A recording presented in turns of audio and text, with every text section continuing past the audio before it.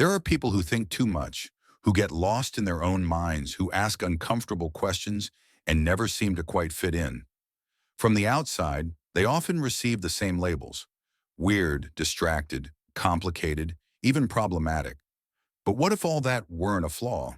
What if those behaviors were actually clear signs of a mind far above average? Why can some people not turn off their thoughts even when they try? Why do others detest empty conversations and seek something deeper, even if it leaves them alone? And why does society tend to punish precisely those who question and analyze the most? There is a central problem that almost no one explains well. Intelligence doesn't always manifest as success, order, or tranquility. Often it appears as internal noise, as discomfort, as a constant feeling of not fitting into a world that operates at a different speed. Added to this is an equally important secondary problem. When a powerful mind lacks a clear direction, it can become a burden. Thinking too much, feeling too much, and analyzing everything without a concrete goal ends up exhausting even the most brilliant people. This is the point where misunderstandings are born. People don't see genius, they see weirdness. They don't see depth, they see distance. They don't see curiosity, they see defiance. And little by little, those who possess these minds begin to wonder if there is something wrong with them, when in reality the only thing happening is that they function differently. In this content, we are going to walk through, step by step, the clearest signs of this type of intelligence. Not to idealize them, but to understand them. Because only when the origin of these behaviors is understood can one learn to use them in their favor rather than against them. And it all starts with a mind that never turns off. One of the clearest signs of high intelligence is a mind that rarely rests. It's not simply a matter of thinking a lot, but of thinking constantly, deeply, and almost involuntarily. These people don't choose to analyze everything. Their brain does it on its own. Every conversation leaves echoes. Every decision generates alternative scenarios. Every detail opens new questions. While others can disconnect easily, they keep mulling over what happened, what could have happened, and what has yet to occur. This continuous flow of thought isn't always pleasant. In fact, it's often exhausting. The mind jumps from one idea to another, connects distant concepts, anticipates consequences, and detects patterns that others don't even perceive. This is why these people often feel tired even without having done anything physically demanding.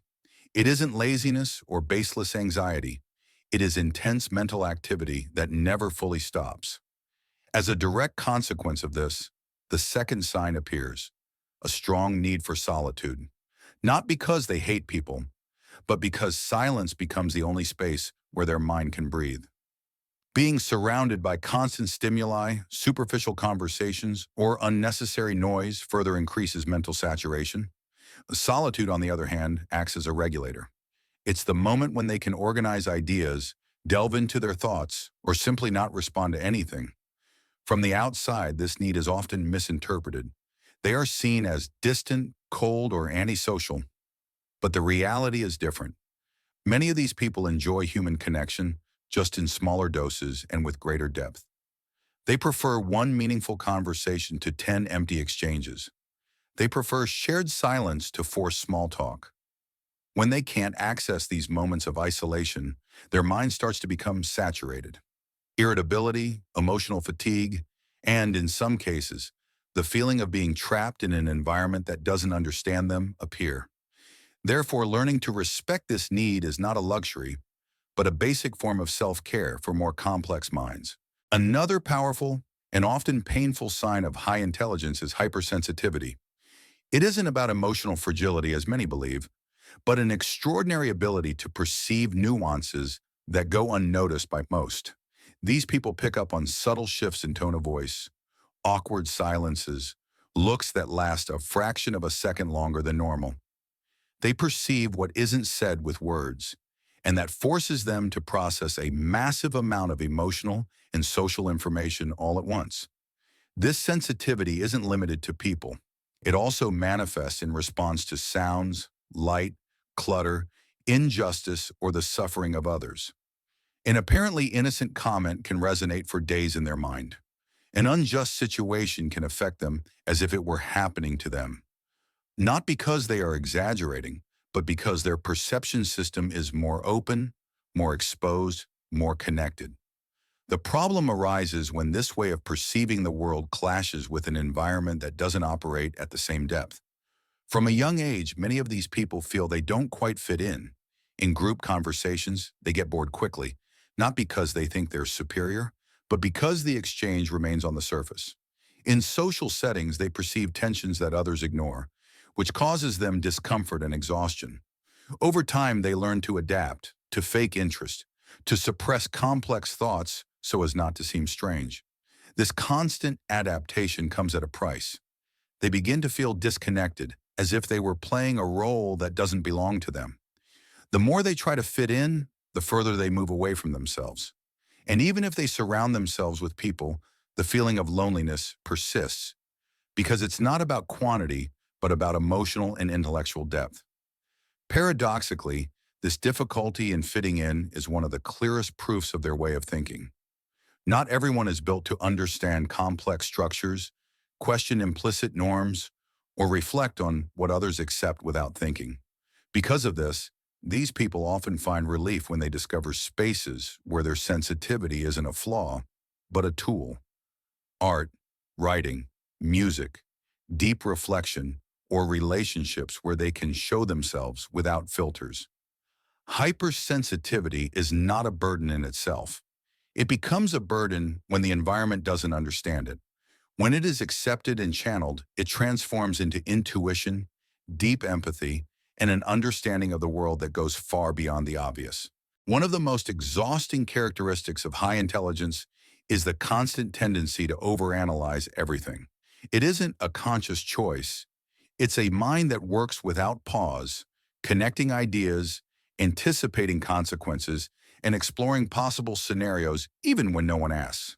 While others accept a situation as it's presented, these people feel an almost automatic need to break it down, understand it, and foresee what could go wrong. This overthinking appears in decisions both small and large. A simple conversation can be replayed mentally for hours. An everyday choice becomes a labyrinth of possibilities, risks, and alternative outcomes. Not because of a lack of confidence, but because the mind sees too many variables at once. Each option opens new questions, and each question demands a logical answer. In personal relationships, this trait can become especially complex. They analyze words, gestures, silences, and changes in behavior. They wonder what the other person really meant, if there was a hidden intention, or if something changed without anyone saying it. This emotional hyper-awareness can generate anxiety, unnecessary doubts, and a constant sense of being on alert. The problem isn't thinking too much, but living in an environment that values speed over depth. These people don't make impulsive decisions, and that is often misinterpreted as indecision. But in reality, they are constructing a more complete vision, evaluating consequences that others don't even consider. When they finally act, they do so with deep conviction, even if the process was long and silent. With time, overthinking can become an internal enemy. The mind doesn't rest even in moments of calm. Physical rest doesn't always bring mental rest. Invisible fatigue appears, that exhaustion that isn't cured by sleeping because it comes from constant and demanding mental activity. However, this same capacity is what allows them to solve complex problems, anticipate serious errors, and understand systems that others fail to see. When one learns to set limits on thought, to accept that not everything needs an immediate answer, overanalysis stops being a prison and transforms into a powerful tool. The key isn't in turning off the mind, but in learning when to listen to it and when to let it pass. Because a deep mind doesn't need to be silenced, it needs to be directed. Perfectionism doesn't appear out of nowhere. It is born from a deep ability to see details that others overlook. These people don't just do things, they observe themselves while doing them. They evaluate every step, every word, every result, comparing it to an internal image of how it should be. The problem is that this image is almost never fully reached. From the outside, they may seem demanding or hard to please. From the inside, they live with a constant feeling that it's never enough. Even when they achieve outstanding results, their attention immediately turns to what could have been done better. They don't celebrate success for long because the mind is already focused on the next possible improvement. This perfectionism is usually accompanied by extreme self-demand. They hold themselves responsible not only for their actions, but also for the final results, even when there are factors completely beyond their control. They carry their own expectations that often no one else imposed on them.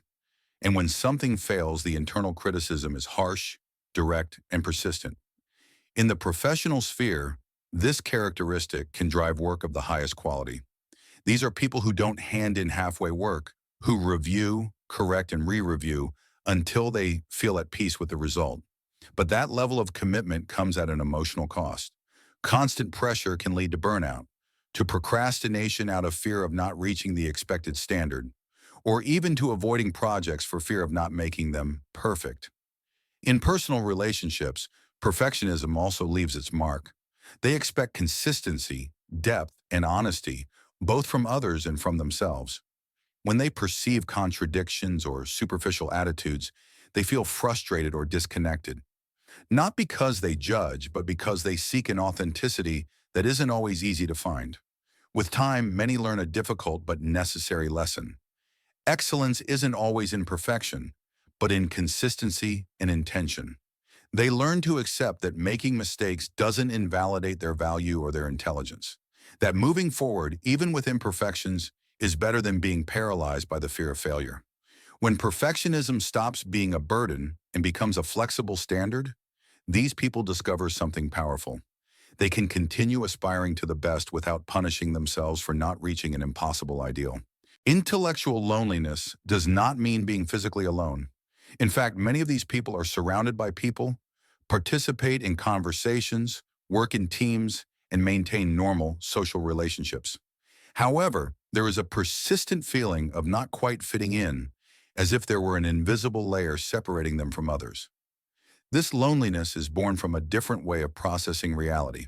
While others settle for simple answers or superficial explanations, they need to go deeper. They want to understand the why of things, the origin of ideas, the long-term consequences. And when they try to share these reflections, they are often met with blank stares, topic changes, or awkward silences. It isn't arrogance or a sense of superiority. On the contrary, they often feel frustration with themselves for not being able to think less. They wish they could enjoy light conversations without their minds starting to analyze everything. But they can't turn off that internal impulse that leads them to question, connect ideas, and seek meaning. Over time, they learn to silence certain parts of themselves. They keep deep thoughts, doubts, and reflections for moments of solitude, because they have understood that they won't always be understood. This self-censorship isn't born of fear, but of the fatigue of explaining themselves over and over without really being heard. In the workplace, this loneliness manifests when they see problems that others don't perceive or anticipate consequences that no one else considers. Sometimes they are ignored at first until the problem appears, and then their warnings make sense. But that recognition usually comes late, reinforcing the feeling of always being one step ahead and at the same time, one step apart. In their personal life, they seek few but deep connections. They prefer one sincere conversation to 10 superficial ones. When they find someone with whom they can talk without filters, without simplifying their ideas, without feeling strange, that connection becomes extremely valuable. They don't need many people. They need the right ones. Accepting intellectual loneliness is a long process. It involves understanding that thinking differently is not a flaw, but a different way of existing in the world, that not everyone will be able to accompany them at that level of depth, and that's okay. The key is not to get confused. Being alone in thought doesn't mean being alone in life. If we look at all the previous parts as a whole, a clear pattern emerges. These are not isolated traits or random behaviors. Everything is born from the same core, a mind that cannot stop observing, questioning, and connecting what others overlook. And that core defines the way these people live, feel, and relate to the world. From the outside, they may seem cold, distant, or even difficult to understand.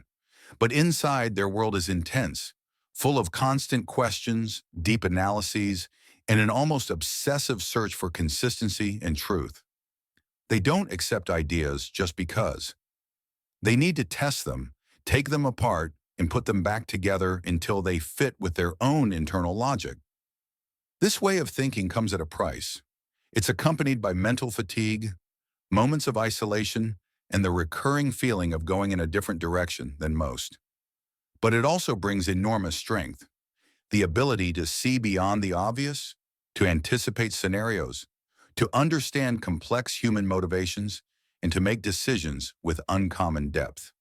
Throughout their lives, many try to adapt, to soften their way of thinking, or hide their true way of seeing the world to fit in better. Some succeed for a time, others give up and accept that they didn't come to live superficially. And it's at that moment when everything changes, when they stop fighting against their nature and start using it in their favor. Their difference transforms into an advantage. They stop seeing themselves as strangers and begin to understand themselves as observers. Not better or worse, simply different. And from that acceptance, a new, more mature, more honest calm is born. The real problem was never thinking too much. The problem was believing there was something wrong with it. When they understand that their mind works this way for a reason, they stop asking for permission to be who they are. They no longer seek to fit in everywhere. They seek meaning, consistency, and truth, even if that means walking alone during some stretches. And perhaps that is the final key. Not everyone is meant to follow the same path. Some were born to question it,